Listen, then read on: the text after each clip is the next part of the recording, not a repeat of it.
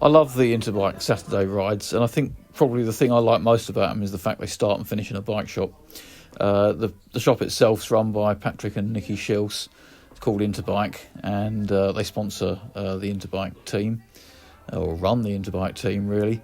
And the Saturday ride is held every week. And it's great because everybody meets up beforehand in the shop, and then afterwards in the shop, buys something in the shop, maybe has a cup of coffee in the shop, maybe even gets their hair cut in the shop if Natalie's around.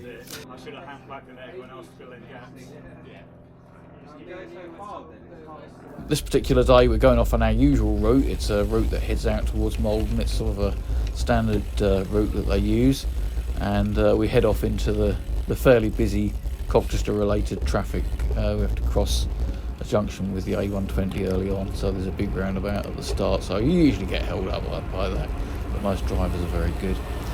And then it's out towards Copford.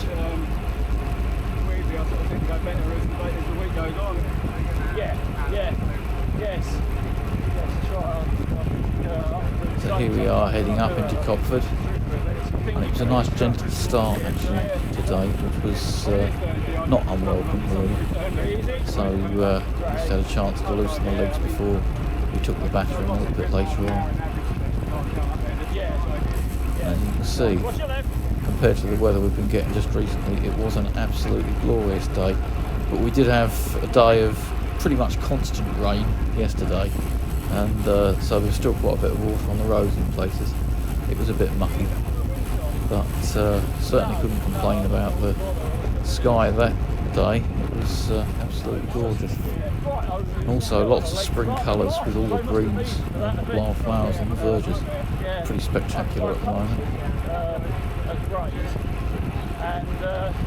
And there's Alan, standing by the side of the road taking photographs.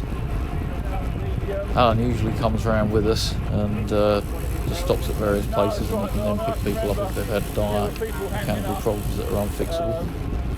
So then we have this right turn, and this takes us on to the old Birch airfield. It was a World War II airfield, American fighter base, and some of it's still left intact as a road, so we have one of the taxiways to use for part of our route. You'll see us starting the straight bit in a moment, and that's the clue. Here we go onto the airfield itself. Hundreds are a good challenge, you know. I mean, they're hard. Really sometimes the guys put the hammer down here, but actually today they were being nice, and they didn't. So I've got a stay of execution.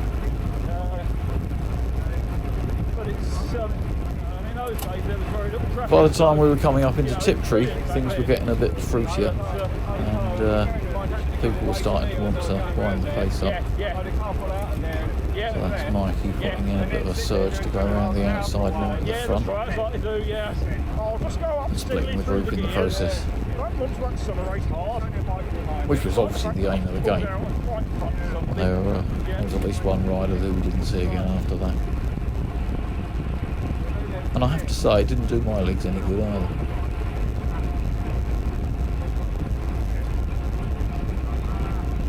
But I tried to get up to the front too. I mean, somebody else would have done it anyway, but you know, and I probably wasted some energy doing that, which I probably shouldn't have done because I needed that later. And I actually tried to go through and do a turn, but I have to say, the turn didn't last very long.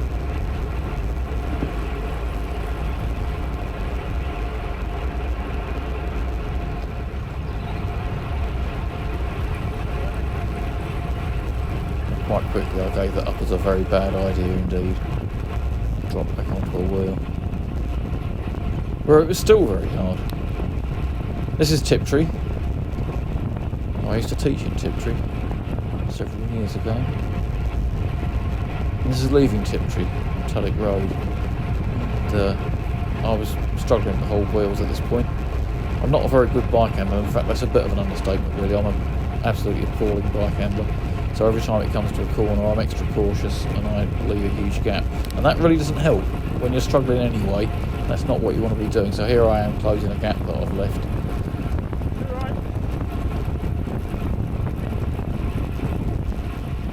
So now I'm really seriously making an effort. and it's a long, hard bit of road, this.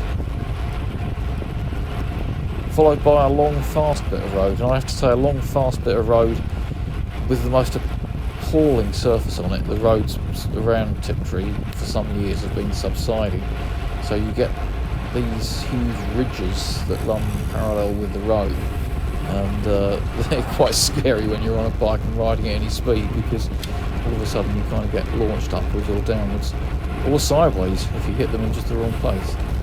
So they're really not, well, as you can see a few of them there. So it kind of dictates your position on the road, really. You can't, once you're trapped in one, move very much, which can be, you have to think ahead. But certainly they were pushing hard at this point. Here we are at the bottom.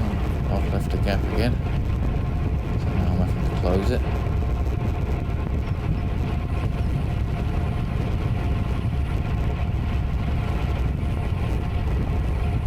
Which I just about managed to do.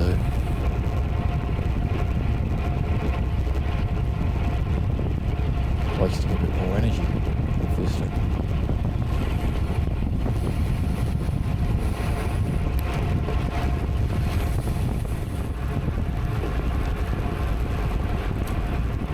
Another fast stretch. Nice easy bit though, usually. I'm being a wimp here and saying I'd rather be right on the back, please. But the downside to being right on the back is that if you leave a gap in the corner, there's nobody to close it for you, so you have to do it yourself. And now, as we're getting sort of nearer to Malden, we don't actually go into Malden for fairly obvious reasons. And along here, I'm struggling around the corners as they're going quite fast, and I'm not. You can see the gaps opening, and I'm sort of desperately trying to claw them back, and I just about sort of have it possibly in sight and maybe able to do it when somebody puts another corner on the road, and I'm out the back again.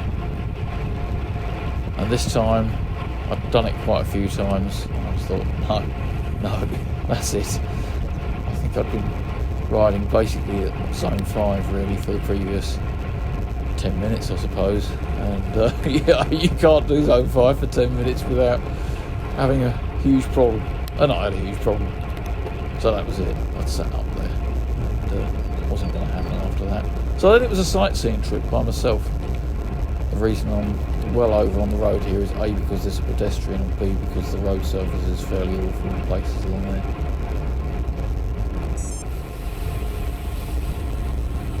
And then a horse.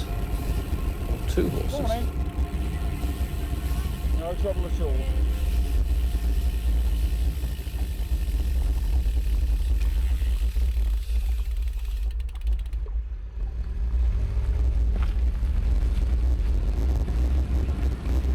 Then a fan. A nice little wave there.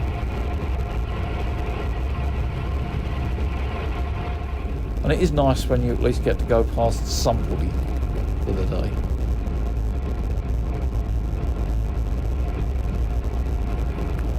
Now heading back in towards Tiptree, and then Messing Church. And oh look, there's Alan again. Stuart this time. He's picked Stuart up somewhere along the way. So I don't know if he was on the slower ride earlier and had stopped, or whether he was just out for a ride by himself. Not sure. Anyway, I then found a couple of peacocks. They certainly didn't like that. They didn't appreciate my presence. And then finally, back to Marks Tey and back into Interbike again at the end of the ride.